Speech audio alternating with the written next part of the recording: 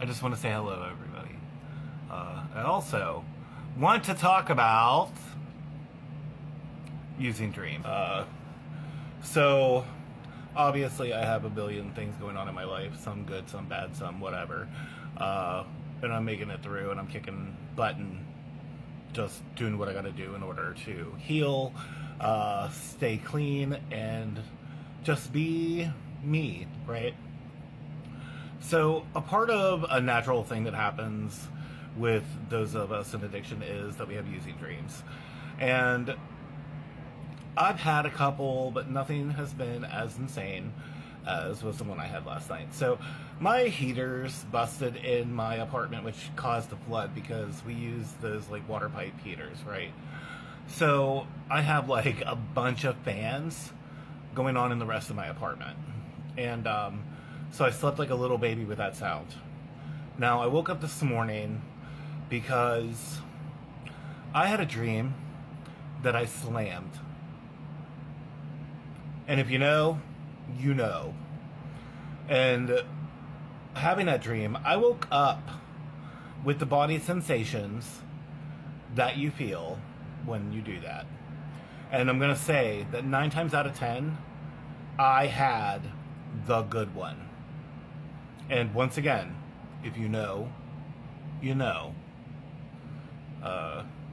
So something that I did in order to deal with said using dream was I practiced mindfulness. I stopped myself, because when I woke up, I knew I had that sensation, and I immediately thought to myself, why am I feeling this way? Why is my body reacting this way? So it's a matter of remembering. So I remember the sensation. I remember the dream. And I broke it down. And I came to this realization that my brain made these paths and processed, because what we do when we sleep is we're processing our day, right? So I have 2 weeks of craziness. And that's not counting the 2 years of nuts and the lifetime of whatever. However, I was able to process this, and I came to the realization that, so I recently lost a friend, and subconsciously, I was really upset because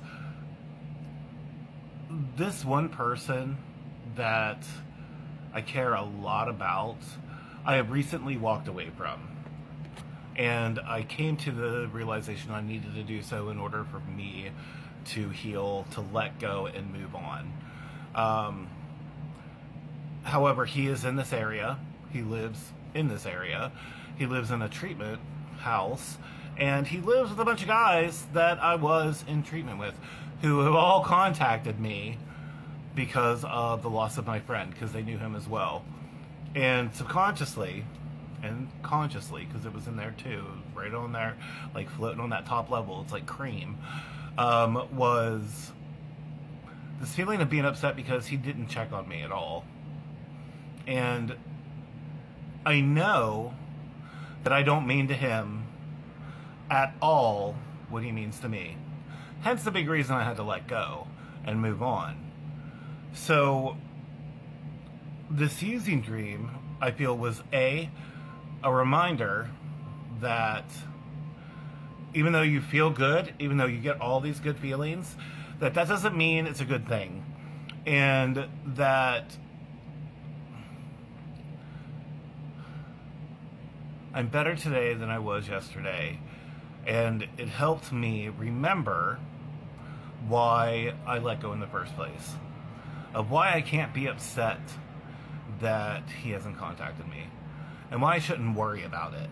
Because he doesn't need to. He doesn't need to contact me and say, hey, are you okay? Because I don't need that in my life. I don't. And I walked away because I had a better self-worth and a better self-love to know that I deserved better than somebody only contacting me when they needed something. And obviously, him not contacting me and checking, make sure I was okay, that's a big tell of, hey, he doesn't care. So, yes, I have to acknowledge that. And yes, I need to remember that. And I need to remember today that a part of what is important is me, my healing. And that's that selfish part of recovery that we have to do, is think about ourselves in order to continue to grow, to move forward, and to do better for ourselves. So obviously, I've been sharing a little bit of my story through the text part of TikTok, and I'm going to continue to do that so that other men who are also survivors, you're not alone. You're not. I'm here. And there's way more than just me. Way more than just me. I've met a few guys on here, right? So not just that, but you're not alone. We are here to support each other.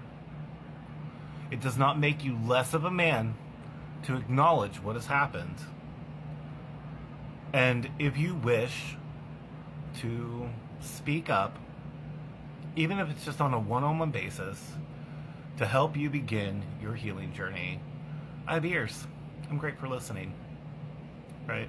And if you don't want me, maybe I have a resource for you, or maybe you can just listen to me tell my story so you know that you're not alone and you can see what I'm doing in order to get better. Maybe that'll help you. Maybe not. Everything's different. Everybody's different. So, but that's where we're at today. That's what I'm sharing for this morning. I once again have Wi-Fi. Woo! So I'll be doing more of these, and have a great and amazing day. You are loved. You are blessed. I'm not a Christian, but I'm still going to say you're blessed. And that, there's a reason to live. Just keep going. Keep fighting. It's worth it. It is so worth it. And we can become more than just survivors. We can live our lives. That's what I'm working on. Healing myself so I can live my life. So, with that, have a great and amazing day. Don't smoke crack. It's bad for your health. Goodbye.